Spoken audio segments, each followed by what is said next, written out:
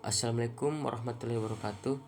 Perkenalkan, nama saya Muhammad Faridayat dengan NIM 2303015020015 dari angkatan 23 PJKR kelas E. Di sini saya akan membawakan materi tentang sejarah pendidikan, sejarah perkembangan di berbagai peradaban dan perkembangan pendidikan di Indonesia. Konsep pendidikan dalam peradaban awal. Pendidikan dalam peradaban Mesir kuno. Yang kedua, pendidikan dalam peradaban Yunani kuno. Yang ketiga, pendidikan dalam peradaban Romawi kuno.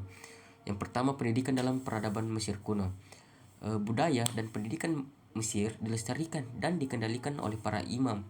Pada waktu itu, ilmu, humaira, dan mata pelajaran praktis seperti sains, kedokteran, matematika, dan geometri diajarkan oleh para imam di sekolah formal. Yang kedua, pendidikan dalam peradaban Yunani kuno. Bentuk asli Athena memulai pendidikan mereka sekitar usia 7 tahun. Belajar menghafal adalah bagian yang sangat penting dari pendidikan Yunani. Faktanya, mempelajari memainkan alat musik adalah bagian penting dari pendidikan anak laki-laki di zaman Yunani kuno.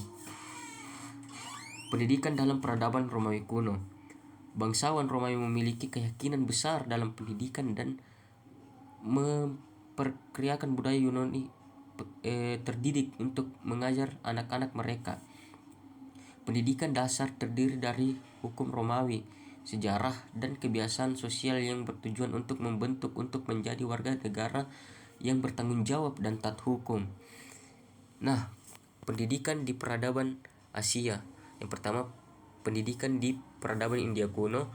Yang kedua, pengaruh pendidikan di Indonesia. Yang ketiga, pendidikan di peradaban Tiongkok kuno.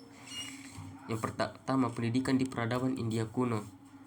Selama periode kuno di India, dua sistem pendidikan dikembangkan, yaitu Weda dan Buddha. Media bahasa selama sistem Weda adalah bahasa Sanskerta, sedangkan bahasa dalam sistem Buddhis adalah Pali. Kemudian pendidikan di peradaban Tiongkok kuno.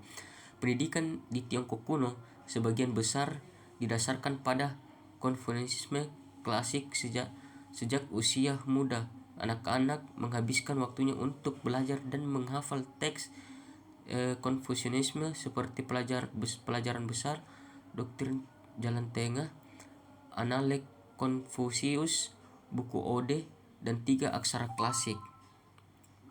Kemudian pengaruh pendidikan Asia di Indonesia. Peran pendidik sangat penting dalam peningkatan kualitas sumber daya manusia untuk mengembangkan potensi manusia secara optimal.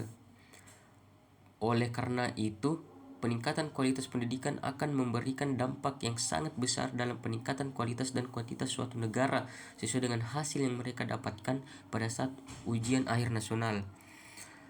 Kemudian di sini ada sejarah pendidikan Indonesia yang terbagi menjadi pendidikan masa prakemerdekaan dan reformasi pendidikan. Pertama, pendidikan masa prakemerdekaan.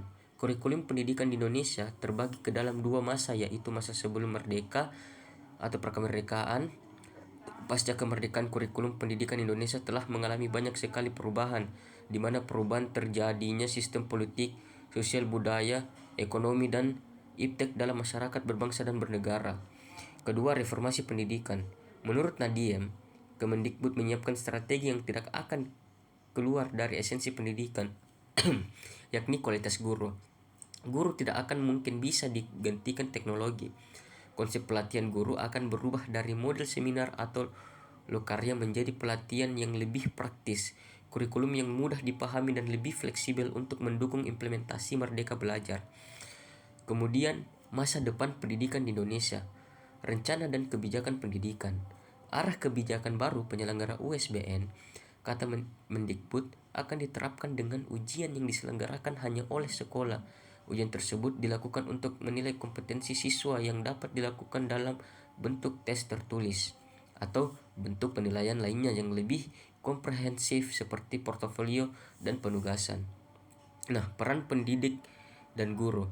Peran guru dalam proses pembelajaran adalah sebagai informator, organisator, motivator. Guru adalah faktor penentu keberhasilan proses pembelajaran yang yang berkualitas, sehingga berhasil tidaknya pendidikan mencapai tujuan selalu dihubungkan dengan kiprah para guru. Jadi alangkah utama adalah membentuk kualitas guru. Baik, kesimpulannya, pendidikan adalah yang terpenting bagi setiap individu dalam meningkatkan kemampuan pengetahuannya. Selain itu, pendidikan juga dapat dijadikan salah satu keberhasilan kemajuan negara yang dapat menumbuhkan kepribadian bangsa, memperkuat identitas nasional maupun memperkuat jati diri bangsa. Oke, mungkin itu presentasi dari saya. Terima kasih. Assalamualaikum warahmatullahi wabarakatuh dan selamat sore.